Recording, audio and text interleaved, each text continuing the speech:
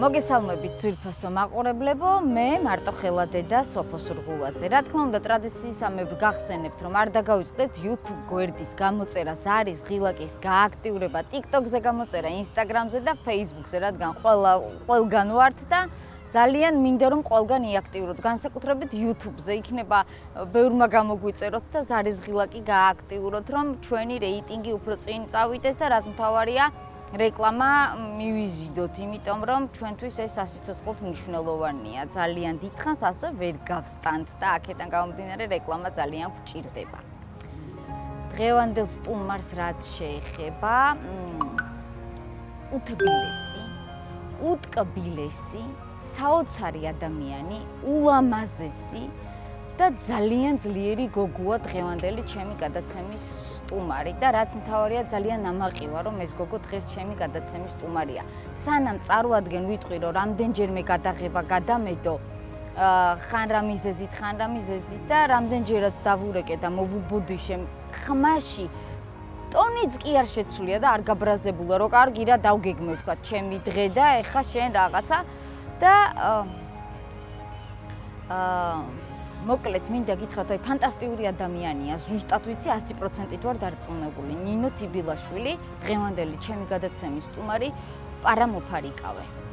გამარჯობა ნინო და ძალიან დიდი მადლობა და კიდევ ერთხელ საჯაროდ გიხდიბოდის, რომ ამდენჯერ მოხდა გადადება და აი ხო არ გიცნობდი, ხო ეხლა გაგიცანი, მაგრამ გულწრფელად მინდა გითხრა, რომ ძალიან მიყვარხარ და აი ძალიან მაგარი გოგო ხარ. Ერიკით მადლობა თქვენ ასეთი კომპლიმენტისთვის და გასაბრაზებელი არც არაფერი არ არის, ყველა ადამიანები ვართ და ყველას რაღაცა გეგმა ხანდახან გვეცვლება ხოლმე და უნდა გავითვალისწინოთ ერთმანეთი. ძალიან დიდი მადლობა რომ ასე გაგებით მოეკიდე. არ არის, ესეთი ადამიანები არ არის სამწუხარო დღეს ხშირი რომ ასე გაგებით მოეკიდეს ვიღაც სოფო სურღულაძე გირეკავს და სულ არ იცნობ, სულ არ არის რაღაცა ფეისის სახე ვთქვათ და ასე გაგებით რომ მოიკიდე, მოკლედ ძალიან დიდი მადლობა და ერიკით მადლობა თქვენ ასეთი კომპლიმენტისთვის და მეც ასევე უნდა გითხრათ რომ ულამაზესი ხარ და ძალიან თბილი ადამიანი მზადებით. ძალიან დიდი მადლობა. ეს არ იყო კომპლიმენტი, ეს გულწრფელად ასეა. დღეს ყველა ჩემს ახლობელს ვუთხარი, რომ ეს რა გოგო ყოფილა მეთქი და მართლა ასეა, მართლა ასე ვფიქრობ გულწრფელად. ასე შემდეგ. გადავიდეთ თემაზე და მინდა რომ მშობლებზე ვისაუბროთ. მე მაინტერესებს გოგოსთვის, ჩემს შემთხვევაში ასე იყო, რომ ამასთან ბევრად უფრო ახლოს ვიყავი იმ გაგებით, რომ აი რაღაცა სხვა კავშირი გქონდა მე და მამა ჩემს და შენთან როგორ არის? აი როდის წამოვიდა, რა ასაკში წამოვიდა, როგორები იყვნენ შენს ბავშვობაში შენი მშობლები შენს მიმართ? აი ამაზე დავიწყოთ საუბარი. კი ბატონო. რა თქმა უნდა, სიყვარულის მხრივ ვერ გავარჩევ, ორივე ძალიან მიყვარს, თუმცა ურთიერთობის მხრივ უფრო ახლო ურთიერთობა დედასთან მქონდა და მაქვს, რადგან მამა არის ქირურგი, ქარელის ავადმყოფოში მუშაობს და ბავშვობიდან ასე იყო დღემდე და ამიტომ ხშირად არ იყო ხოლმე სახლში ამის გამო და შესაბამისად ამიტომ დედასთან უფრო ახლო ურთიერთობა მაქვს, მაგრამ აი ორივე არაჩვი, იმიტომ არა რომ ჩემი მშობლები არიან, იმიტომ რომ მე ზოგადად არაჩვეულებრივი ადამიანები არიან და ну, რა თქმა უნდა, იმიტომ რომ ჩემი მშობლები არიან, იმიტომ რომ მარტივი ამბავი არ არის ჩემ შემთხვევაში და უფრო დეტალურადაც გავშლი ამ ყველაფერს, ანუ მე მაქვს დაბადებიდან განუვითარებელი ბარძაყი, ვარ მესამე შვილი და ну, აი ამ დროს პირველი მათ ისინი შეეჯახნენ პირველი ამ პრობლემას და რა თქმა უნდა ძალიან მნიშვნელოვანია ამ დროს როგორ აღიქვამს და როგორ იღებს მშობელი. კი ბატონო და შემდეგ უკვე შენ როგორ გასწავლის, როგორ გაწვდის და როგორ გადაგადგმოს პირველ ნაბიჯებს. მე ამ ყველაფერში ძალიან გამიმართლა, იმიტომ რომ მე იმის მიუხედავად რომ ფიზიკურად გამოხატულია ჩემი პრობლემა და სიარულში მეტყობა და ბავშვობიდან ასე იყო, არასდროს ამის კომპლექსი არ მქონია და ეს ყველაფერი არის ჩემი მშობლების დამსახურება. და იცი რა არის შენი მშობლების დამსახურება, რომ ასეთი კარგი ადამიანი ხარ და ძალიან დიდი მადლობა შენს მშობლებს, იმიტომ რომ ძალიან რთულია მე როგორც მშობელი ვამბობ ახლა ამას შვილი რომ კარგ ადამიანად გაზარდო, იმიტომ რომ ბუნებაც უნდა გიწყობდეს ხელს, მაგრამ ეს ძალიან დიდი შრომაა. და სულ იმას ვამბობ, რომ არც ერთი წარმატება, არც ერთი საფეხური ცხოვრებაში არ არის იმაზე მაღლა, რაც არის დედა და მამა, როდესაც ხარ მშობელი, ეს იმხელა პასუხისმგებლობა, სხვა ადამიანის სიცოცხლეზე იღებ პასუხისმგებლობას და გარკვეულ ასაკამდე შენ მის მაგივრად იღებ გადაწყვეტილებებს. შენ არ იცი ეს რამდენად სწორია მისთვის, ან არასწორია და ეს ძალიან რთულია და აი დარწმუნებული ვარ, რომ ძალიან კარგი მშობლები ყავს, იმიტომ რომ ფაქტის სახეზეა შენ ხარ არაჩვეულებრივი და იცი რა მაინტერესებს? აი რჩევების სახით აი ყველაზე მეტად ხო არის რაღაცა, რაც მთელი ცხოვრება მოყვება, თუნდაც ერთი ფრაზა, რასთან მიმართებაში იყო და აი რა დაგამახსოვრდა. იმიტომ კი არა, რომ ეხლა არ გეუბნებიან, უბრალოდ აი ერთი რაც ჩაგებეჭდა ისეთი არის რაიმე ასეთი? პირველი ჩემი აზრით, რაც ძალიან სწორად გააკეთეს და რაც აუცილებელია, შვილს აუცილებლად უნდა ასწავლოს დამოუკიდებლობა. მე ყოველთვის ვიცოდი და ვგრძნობდი, რომ ჩემი მშობლები ჩემს უკან იდგნენ და მხრებს ყოველთვის მიმაგრებდნენ, მაგრამ არასდროს ჩემს მაგივრად, ჩემს გასაკეთებელს არ აკეთებდნენ. იმიტომ არა, რომ არ შეეძლოთ, იმიტომ რომ ჯერ მე უნდა გამეკეთებინა ეს ყველაფერი და ყოველთვის, როდესაც რაღაცაზე ვიტყოდი, რომ არა, არ შემიძლია, მან ყოველთვის პასუხი იყო, რომ კი, შენ შეგიძლია. მოდი ცადე და თუ არ გამოგივა, არა უშავს, მაგრამ შეგიძლია. მცდელობა ყოველ შემთხვევაში შეგიძლია და ეს იყო ძალიან სწორი და ძალიან დიდი რაღაც, რადგან მაგალითად დიდი მანძილის გავლა, როდესაც ძალიან მიჭირდა და ჩემი პასუხი იყო, რომ არა, მე იქ არ წავალ, რადგან არ შემიძლია. კი, როგორ არა, წახვალ, ცადე, როგორ არ შეგიძლია და აი ამ დამოკიდებულებებმა მიმიყვანა იქამდე, რომ არასდროს პრობლემა არ შემქმნია არაფერში და არასდროს განსხვავებულად, ანუ ჩემი თავი მიღებული მყავდა ისეთი, როგორიც ვიყავი და ეს არის ძალიან მნიშვნელოვანი და ამ ყველაფერს მშობლის მხრიდან ძალიან დიდი სიძლიერე ჭირდება, რადგან ძალიან პატარა ვიყავი, 2 წლინახევრის ვიყავი, როდესაც პირველი პროთეზი გამიკეთეს და შემდეგ უკვე სისტემატურად დავდიოდით, ძირთად უფრო მეტად მე და დედა ექიმებთან, რადგან როდესაც ვიზრდებოდი, ძალიან მალე მჭირდებოდა პროთეზის გამოცვლა. და იყო შემთხვევით, როდესაც ეს ყველაფერი იწერებოდა კვირეებზე, თვეებზე და აი შესაბამის დროს ვერ ასწრებდნენ და ნუ რა თქმა უნდა პროცესის გარშე გადაადგილება არ შემიძლია ხოლმე და ნუ რა თქმა უნდა დედა და მამა ძალიან ნერვიულობდნენ ამ ყველაფერზე, თუმცა ჩემამდე არ მქონდათ ეს და აი ძალიან შემთხვევით დავინახე ერთხელ, რომ აი დედა ჩემი გაღიმებული მეთამაშებოდა და იქით როდესაც გადიოდა ტიროდა. მომეტირება. ეს ბუნებრივია და გულწრფელი ცრემლებია და ემოცია ის რეალობა, აი ნებისმიერ შემთხვევაში ეგრეა, როდესაც ჩემი შვილი სულ დანაშაულებს იმაში, რომ სულ კარგად როგორ ხარო და ამ დროს იცი რამდენჯერ ვარ ძალიან ცუდად, მაგრამ მე არ ვაძლევ ჩემ თავს იმის უფლებას, რომ სახლში რომ მივდივარ, ჩემ შვილს უთხრა, რომ იცი დე ცუდად ვარ, არა, მე ყოველთვის კარგად ვარ, სულ ვიცინი, ამ დროს ერთი დღე არ დამავიწყდება, ძალიან დიდი პრობლემა შემემხო სამსახურში. ნუ პრინციპში მიშვებდნენ და ამ დროს სხვანაირად მქონდა ყველაფერი დალაგებული და ეს იყო აი ჩემთვის კატასტროფა იმ მომენტში. ამის თქმა, იმიტომ რომ სხვა გეგმებით ვიყავი და სამსახურიდან სახლამდე წამოვედი ფეხით.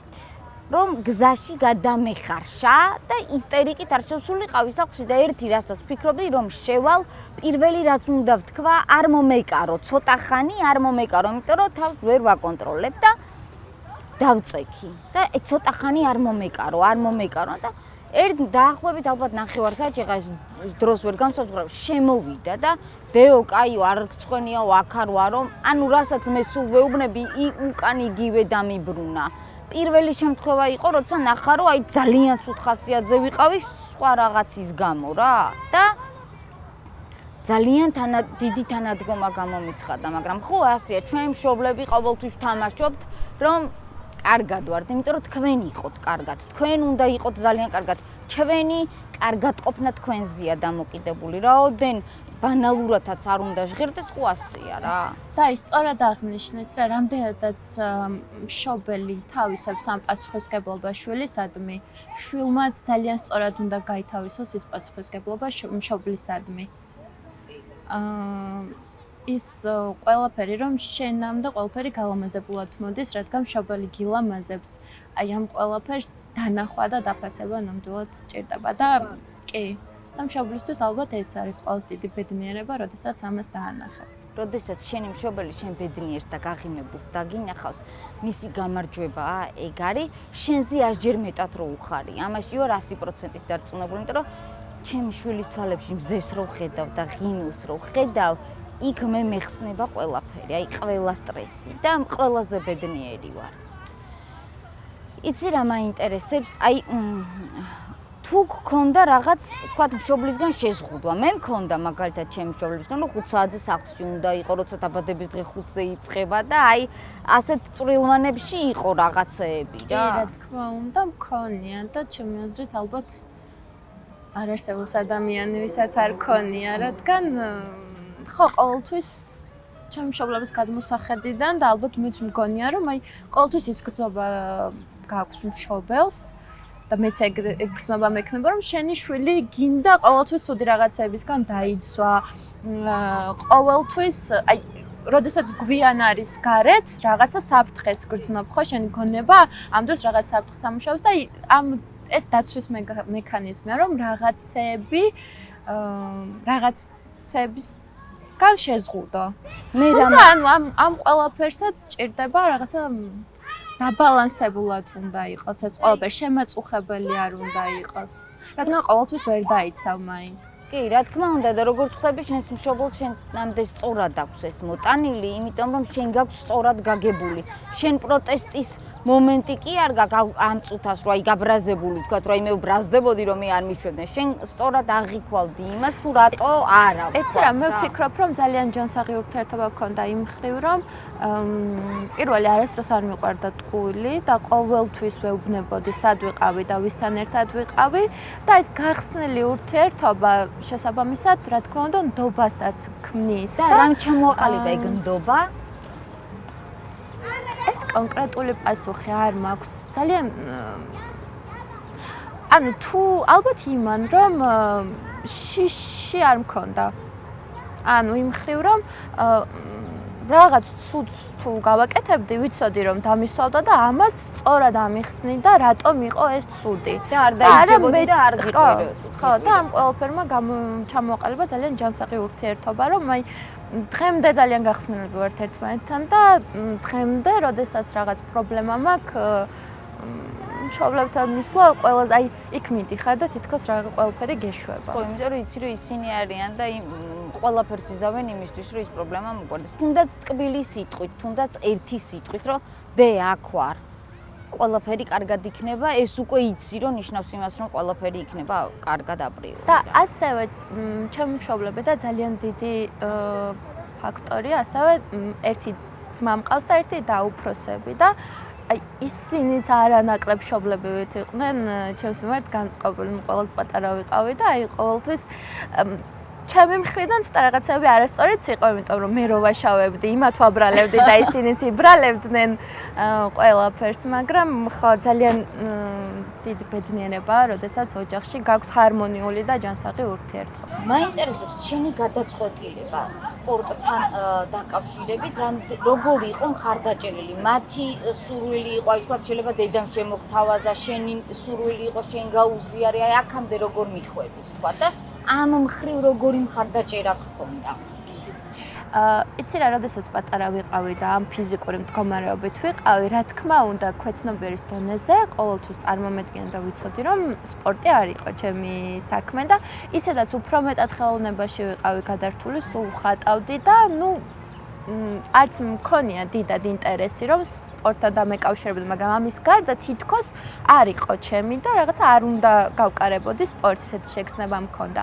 თუმცა რა თქმა უნდა, ბავშვობიდანვე იყო რაღაცა ალბათ საკუთარი თავისთვის რაღაცების დამტკიცება, იქ ცეკვაზე მოვინდომე, ცურვაზე მოვინდომე და ნუ ეს ყველაფერი გრძელდებოდა ძალიან ცოტა ხანი, 2 დღე, 1 კვირა, ძალიან ცოტა ხანი, მაგრამ არასდროს უარი არ მიმიღია ჩემს ახირებებზე და ყოველთვის კარგი მიდით, სადე ეს პასუხი იყო ხოლმე და როდესაც უკვე აბიტურიენტი ვიყავი და ვაბარებდი სამხატვრო აკადემიაში არქიტექტურაზე, ზუსტად მაგ მომენტში გამოჩნდა სპორტი ჩემს ცხოვრებაში და ჩემი მწვრთნელი თვითონ მოვიდა ჩემამდე და თვითონ გამოიჩინა ინტერესი, თუმცა მაგ მომენტში მე ინტერესი არ მქონდა საერთოდ სპორტის მიმართ და არც ფარიკაობის მიმართ, იმიტომ რომ ფარიკაობა საერთოდ არც მქონდა ნანახი სპორტის ეს სახეობა და როდესაც ვნახე არ მომეწონა.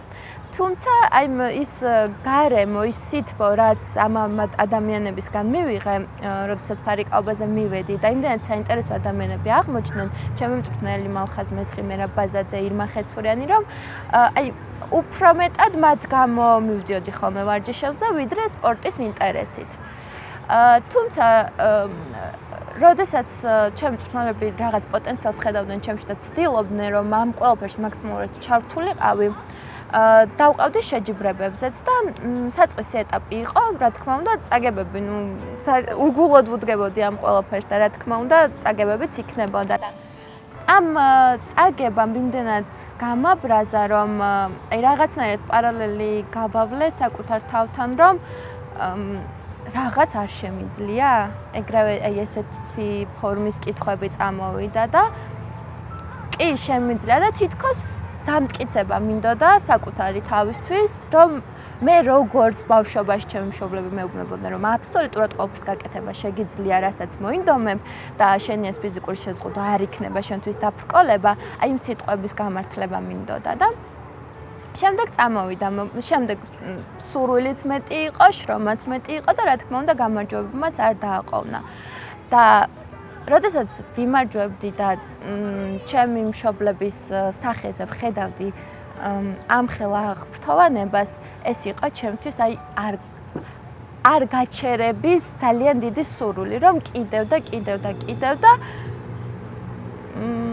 შემდეგ მივხვდი, რომ სპორტთან კავშირმა არა მხოლოდ სპორტული წარმატებები მომცა, არამედ შინაგანად ძალიან დიდი სიძლიერე მომცა და ძალიან გამზარდა ამ ყველაფერმა, ძალიან ძლიერი ადამიანი გამხადა და მივხვდი, რომ ეს იყო ის საქმე, რაც მე მომწონდა და მე ვიყავი უკვე ის ადამიანი, ვინც მე მომწონდა და ვაღიარებდი და ამას გარდა მე ამით მქონდა შესაძლებლობა, რომ ჩემი მშობლებისთვის მადლობა გადამეხადა.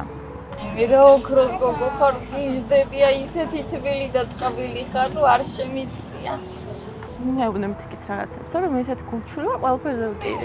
აი ხა გადავალ მაგ პატარა ამბავს მოგიყვები, ჩემი შვილი ერთ დღეს მეუბნება, რომ მინდა ფარიკაობაზე სიარული. კი, ასევე მე როგორც შენი მშობლები არასდროს არც ერთ სპორტზე უარი არ მithქონს, მაგრამ ეს იყო 2 დღიანი, 3 დღიანი, იმიტომ რომ რას მივხვდი ის, რომ YouTube-ში უყურებს რაღაცას და გონია, რომ იმან ერთი დარტყმით გოლი გაიტანა, იქ გადაცურა ზღვა, მთა, რაღაცა, ამას გონია, რომ მივე ესე იზავს, ესე ხო არ არის, ამას ხო შრომა უნდა და ეს შრომა ეზარება და დავიშვი და ვუთხარი, რომ მეთქი აღარ ხარ პატარა და იქნებ მეთქი გაითვალისწინო ის, რომ მე კი მიგიყვანი, მიხარია და მინდა, მაგრამ იცოდე, რომ აი ამას ეს ადამიანი რო აკეთებს, ბევრი დრო დაახარჯა, წლები დასჭირდა და შრომა დასჭირდა. არაო, მინდა მივიყვანი და მოკლედ ძალიან ისეთი ტიპია რა, აი ჩაკეტილი ტიპი, ალბათ კომუნიკაბელური არ არის რა. ხო და მე არ მგავს მაგ ამბავში და ესე რო ქვია. რომ მივიყვანე, იქ მოვიდა ესე რომ ზბორები იყო, შეკრება უკაცრავად და მე ვთქვარ, მე უკვე ფული გადახდილი მაქვს და შეკრებაზე მიდიხარ. რაო, მეთქი ხო ყველა სპორტში ესეა რა, გაუშვი ამ შეკრებაზე და ნუ ძალიან ტანჯვაში იყო პირველი 3 დღე, ხონთ იქიდან არ იმჩნევთ და მეოთხე დღეს მირეკავს და მეუბნება, დედა, მე ცხოვრებას შენაირად პოზიტიურად შევხედე, რა კარგი ყოფილა და მეთქი რა მოხდა დედა? იციო, ცუდად მოვიქეციო და მწვრთნელმა დაგვსაჯა 50 ბუქნი გაგვაკეთებინეო და ესე და ვაიმე შვილო, ჩამოდი, მოთხოვე, დააგჭი ბუქნებს გაკეთებინებ შენ თუ ეს გშველის.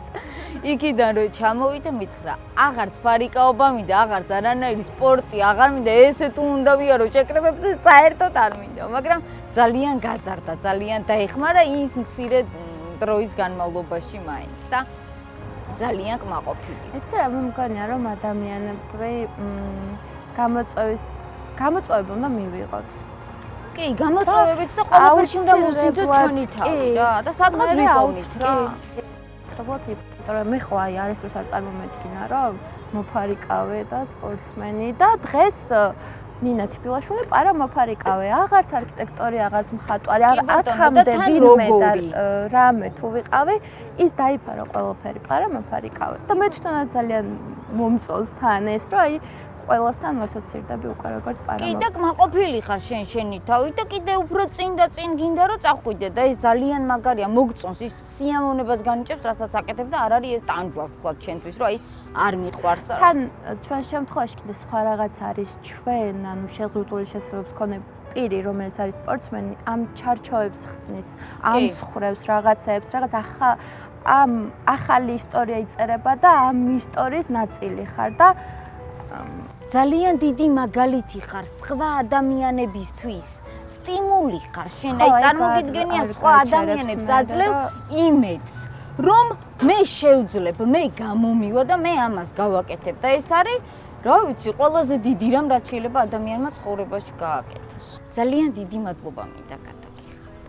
აი ამ სიტყვისთვის, ამ ეხლა რა ემოცია ჩვენ მომეწი ასეთ დაღლილზე. ისეთი ენერგია მომეწი, ისე შემავსე თავიდან დავიბად და ესე მგონია და სულ გამარჯვებები მინდა გისურვო. ამ გადაცემის მერე მე ყოველდღე ვიქნები შენი გულშემატკივარი, ყველა შენი მულინაბიჯი გამეხარდება და ყველაფერი კარგი, შენი ღიმილი გამეხარდება და შენი ბედნიერება და აქედან რომ მიხვალ დედიკოს და მამიკოს ჩემგან ძალიან დიდი სითბო და სიყვარული და მადლიერება გადაეცი. შენს დას და ძმას. და მინდა რომ ყველანი ბედნიერები იყოთ. უბრალოდ გიყვარდეთ ერთმანეთი ისე როგორც ახლა გიყვართ და შეავსოთ ერთმანეთი. გემშვიდობებით მომავალ შეხვედრამდე და აქვე გახსენებთ YouTube-ზე გამოგვიწერეთ ზარის ღილაკი TikTok-ზე, Instagram-ზე და Facebook-ზე. მოგწერეთ, მადლობა ყველას იმისთვის რომ გვეხმიანებით. გემშვიდობებით ნახვამდის.